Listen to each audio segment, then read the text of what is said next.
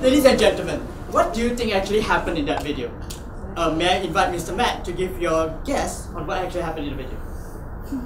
I don't know, you stole the video from someone else.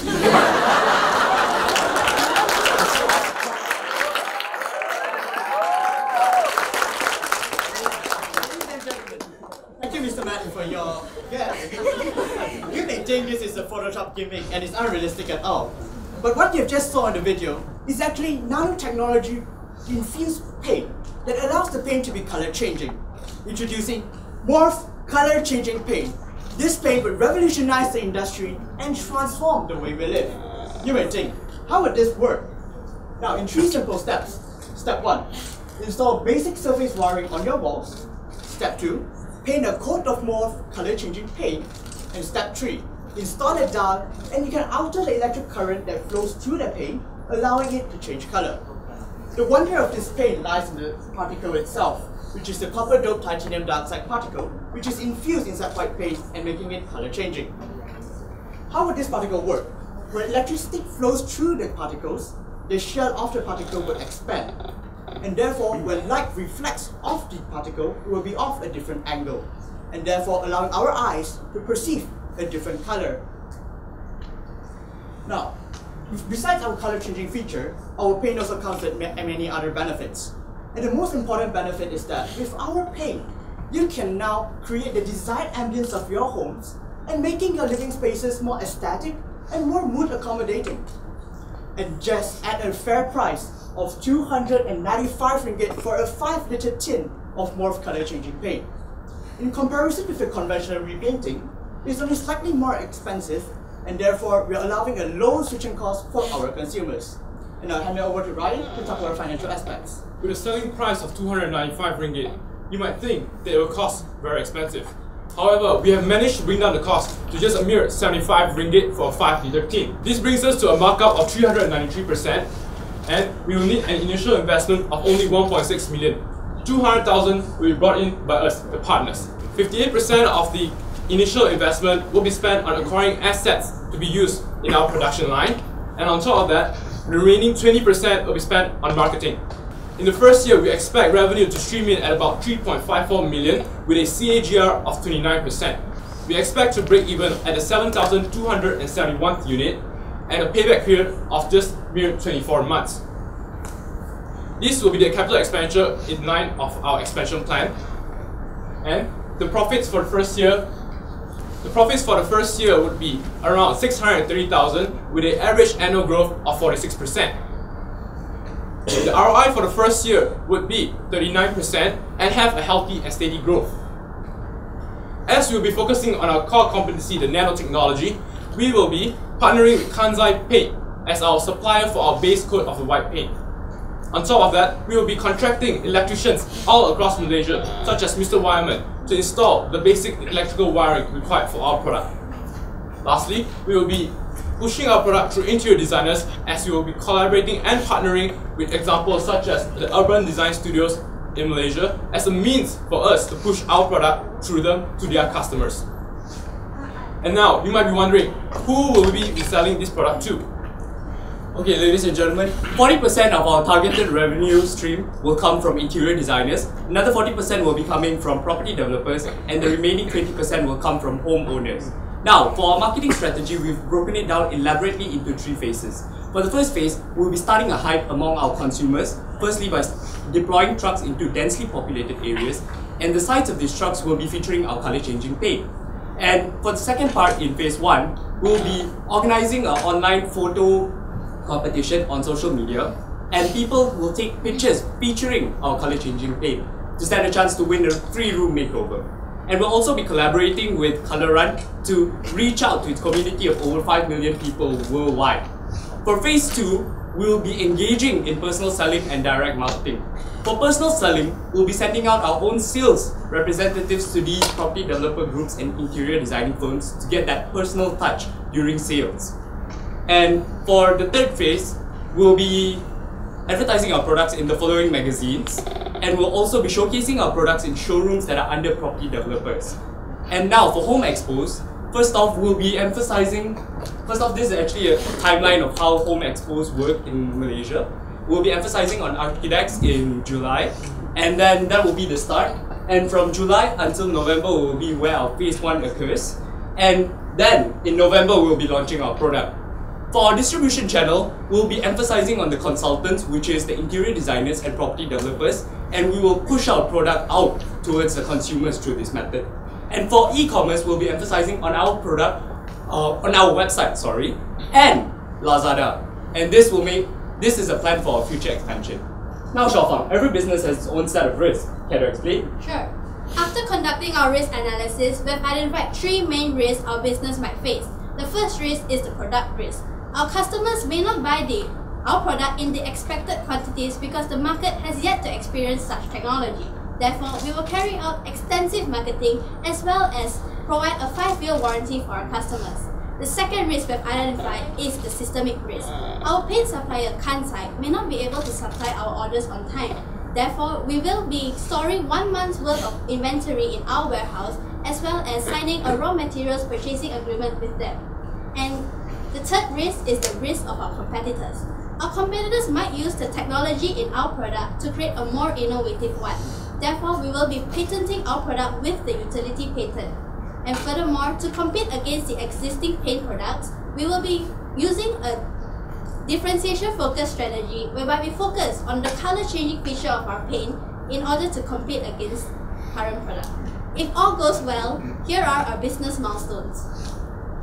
So for the first year, we'll be launching our product and then we'll start the development of our mobile application. In the second year, we'll launch our mobile application to allow our consumers to change the color of their walls with their mobile phones. In the third year, we'll penetrate the mass market and we'll start the R&D of our new product. In the fourth year, we'll license the distribution of our product to other countries and start exporting. In the fifth year, we'll launch our new product and continuously boost our production as we believe the demand of our product would increase. So Yoshida, would you like to sum it up for us? So, ladies and gentlemen, with an initial investment of 1.6 million and an expected ROI of 39% in the first year alone, invest in MORPHE today and let us bring you to colourful tomorrow. The paint is ours and the story is yours. Thank you.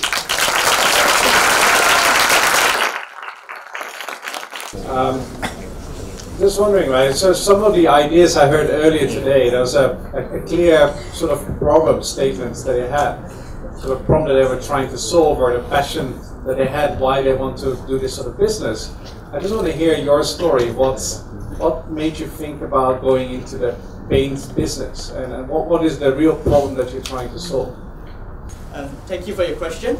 To answer that question, our color-changing paint, we're mainly targeting at property developers and interior designers, as we believe that our product can create more possibilities for interior designers and provide the platform for them to showcase their own creativity and how versatile our paint can be in the interior designing business. So, for example, interior designers that use our paint cannot just stick to one color scheme, but have more room for their creativity in their products. And this will add value to their products. Thank you. Why are you so passionate about that problem? How am I so passionate about that problem? Because, to be honest with you, the interior designers nowadays, normally they work with one color scheme. Am I right? So, with that one color scheme itself, it kind of restricts themselves. They can only use this furniture with this color. So with this kind of paint, we can have multiple possibilities. They can have their own creativity, they can unleash their own talents, they can showcase themselves. I understand that problem. I'm just wondering why you chose this particular problem, you know? I sort of expect, because you went into the technical details and the chemistry, which I thought was interesting. I sort of thought that someone had maybe a chemistry background or very passionate about that ended up doing accountancy, you know. Like I was sort of looking for a story like that. Right, thank you for your question, Mr. Matt. But how this business actually was founded was when I was trying to repaint my own room. Right? We actually put it inside the business proposal. But how it began was I had a somewhat a huge argument with my parents to change the color of my room. Okay? So normally as a parent, you wouldn't just allow your child to just, oh, you want it to be blue, grey, or anything, then it become like, oh, it's too troublesome, maybe you won't like it in the future. So how we come up with this is because it can solve all my problems, and we look at it as cost savings in the future. Meaning, I can change it, now we paint it white, but at the same time, at any given time, you can just change the color of the walls to maybe red, blue, cyan, or even magenta. So actually, the variety of colors is actually 360 degrees of spectrum. So it's unlimited possibilities. Monsi from KPMG. I suppose it follows a bit from Matt's question. What is the compelling reason for me as a consumer to buy your product? Because my furniture is fixed. The colors of the furniture don't change, right? If you keep changing the colors of the wall, then it doesn't match, the decoration and interior design. So that doesn't quite compel me to buy your product. So what is your compelling reason? Thank you for your question, Ms. Monty. Your question is that what makes you want to buy our product as your furnitures are fixed, correct? What we're trying to achieve here is when, if let's say you have painted it blue originally, but now in the future, let's say if it comes to festive seasons, you might want to repaint it again and again and again, correct? And then by applying our paint has this nanoparticle that strengthens the bonds and makes it longer lasting. So you need not repaint it, there's cost savings, and the troubles, the messiness, and probably you can just remain to the color, and anytime you just want to change the ambience of your homes for a particular reason, need not match the furniture. Maybe you want it darker for a movie, or maybe romance dinner night.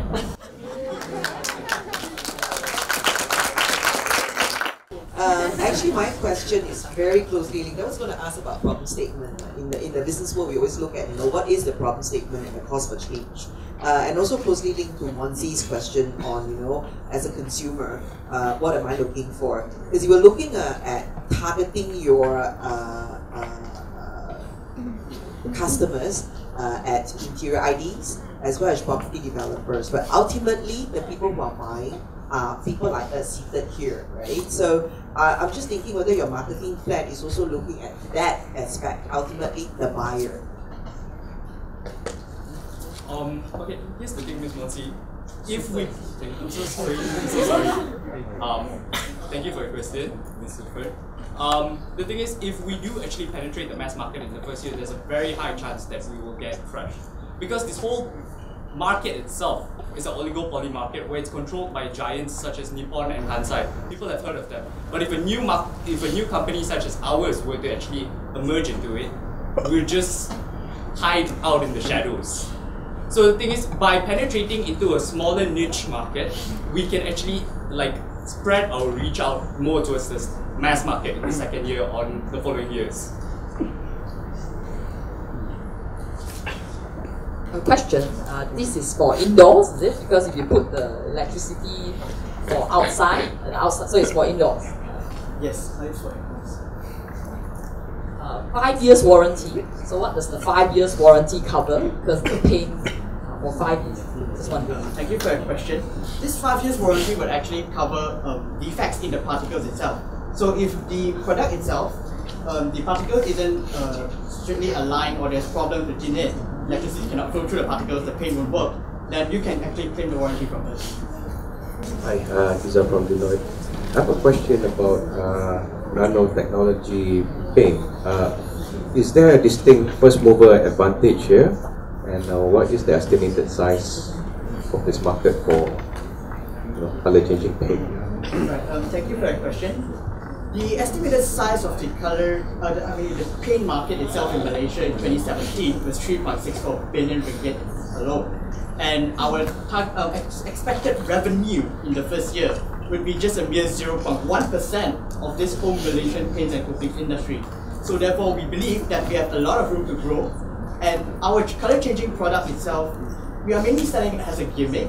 So we think that our product is disruptive enough to the market because the paint market overall is quite mature, lacks innovation. It's just paint. And then with us coming into the market, we'll bring something new. We bring technology. So this would actually make us have a foothold in the market. So you believe you'll be the first in the market? There won't be anybody else coming in with the same color-changing goods. Okay. All right. Quick question here. In the year one, the profit expected is 600,000. And I think in one of the pages you say you will sell 12 units of paint in the first year. So 12 units of paint in the first year can generate 600,000 profit. So sorry, I believe that is a typo. It's 12,000. 12,000 units. Yes. So sorry. Just thinking about it a little bit more now, right? Coming back to the problem, I think the market actually addressing is the kids' rooms, children, right? Because they, maybe especially if a baby room, right? But when they turn like 4 or 5 year old, they're bored with the baby sort of wallpaper, that sort of thing. That's when you want to change the color. So maybe start thinking about that particular niche of kids' rooms. And the other thing, and maybe I just want to get you to think about it, rather than competing with the big guys like DuPont and Nippon, right? Because they're huge, right? They're big players. They have scalability already.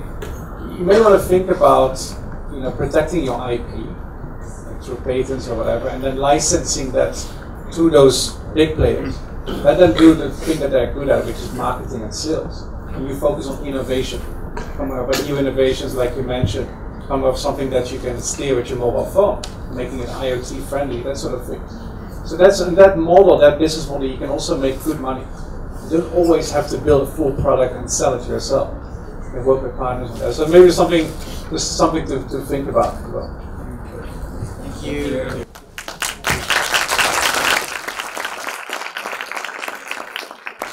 Once again, I'm Ryan. I'm Xiaofang. I'm Hui. I'm Yoshida. Hi, I'm Dari.